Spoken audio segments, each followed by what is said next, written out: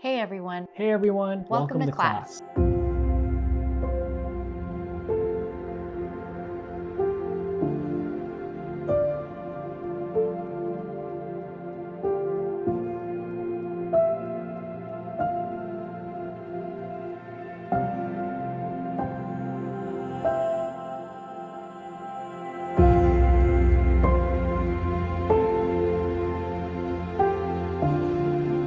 Today, we're going to talk about a very crucial skill in the world of art. Today we're going to be talking about one of the most important things in image creation.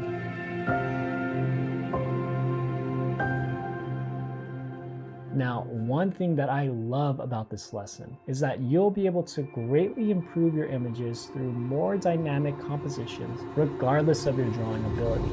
And as you keep practicing, remember to stay patient. Drawing is a very fundamental skill that is easy to learn and hard to master. We're going to try to change the size of our objects to see how that affects the look of our composition. Whenever you hit a wall, take a deep breath, keep your hand light, and try again. So grab your materials and let's begin.